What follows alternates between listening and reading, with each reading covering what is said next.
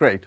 Okay, you've been getting ideas, you've been playing around, and or you've been building, and now it's time to do some actual playing with your game.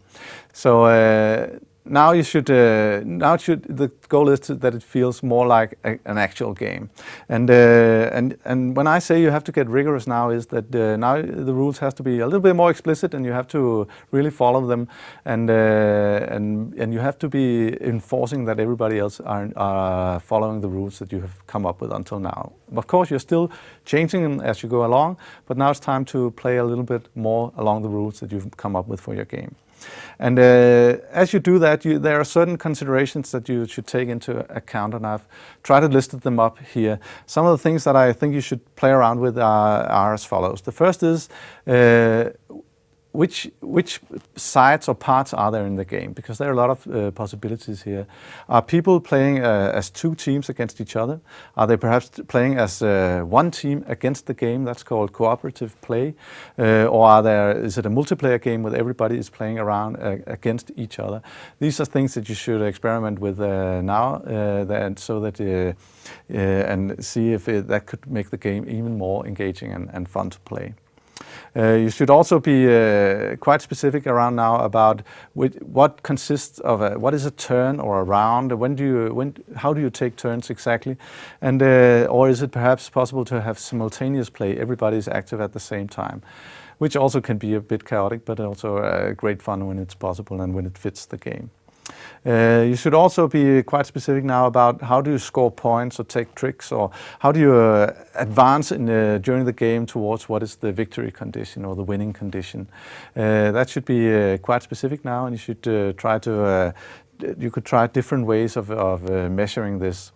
And of course, it's important in that aspect to be sure that it doesn't get tedious sitting around counting points or figuring out how you get points, or how do you advance your position.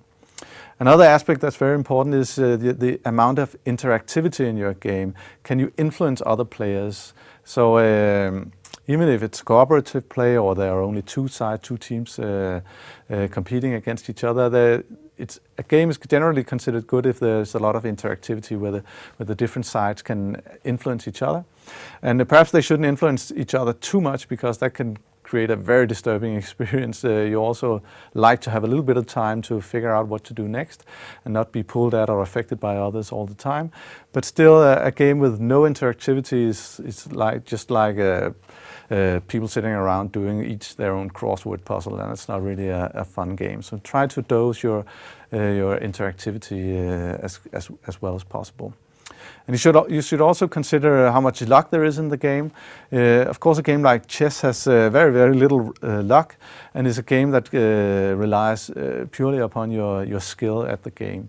And on the other hand, a game like war is only based on luck, and perhaps not as much fun for grown-up players who quickly figures out what determines the winners of the game.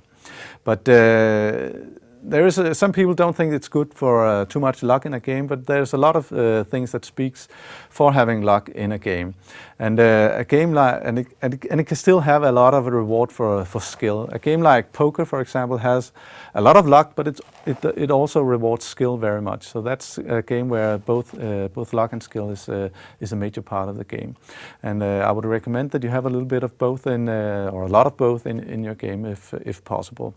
The advantage about luck is also that it makes it possible for beginning players to play with more experienced players and have fun with that.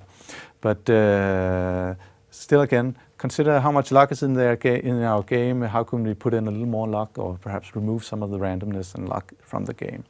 And of course, the things that create luck is having dice or shuffle cards, things that people can't see and predict in your game, and that'll provide an element of luck into the game.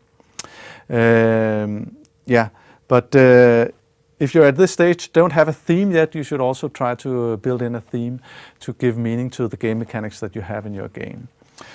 So now you're in a stage where it's more like a game, and if your friend comes along as you're developing the game, please invite him or her in to join you. It's a really good stage to get feedback from people who are not involved in your game development.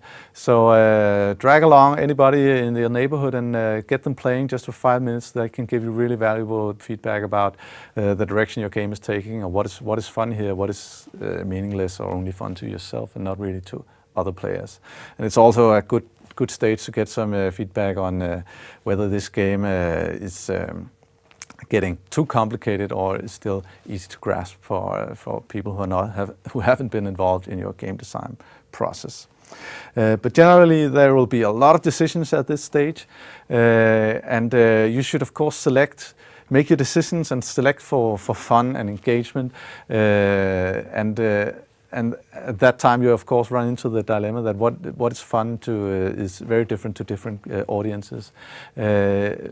Something that is just random and crazy can be a lot of fun to some people. Other people, again, think it's very fun that you can really delve into a deep and complicated situation and analyze it and make a decision that has a strategic effect a long time later into the game. So it'll be very different what people consider fun, but you should have discussions around these issues and make sure that you get an idea of what kind of fun are we creating with this game and how many can we appeal to through different measures. So again, key decisions are where does the fun emerge from our game? A good game is something where the fun emerges. The players are creating the fun. They think they have a hand in that, and whatever they're doing is what makes other people becoming more engaged or having fun and laughter. Another key decision now in order to come closer to a real game is figuring out how does the game end? Which conditions must occur for it to end? Is it when time runs out, or a number of rounds or turns, or when a certain amount of cards have been collected, or points, or you run out of points, or whatever?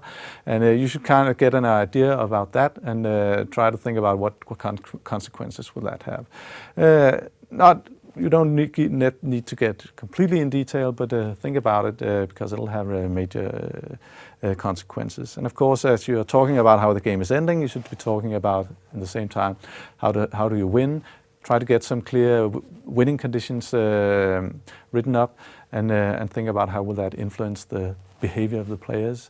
Which action that you are allowed to do will make you move towards winning in the game. So the time to move on is when you have enjoyed something that is almost like a board game. It's okay that it's kind of fluffy in the edges and not really, you haven't settled on how the game is set up in the beginning or how it exactly ends or what happens if you do this, but you have the highway of the game fleshed out. And especially if you can make a stranger come in the door, explain something and get him or her playing in 2 minutes, just the main part of the game, the essential part of the game, that'll be a really good key to if you're on the right path.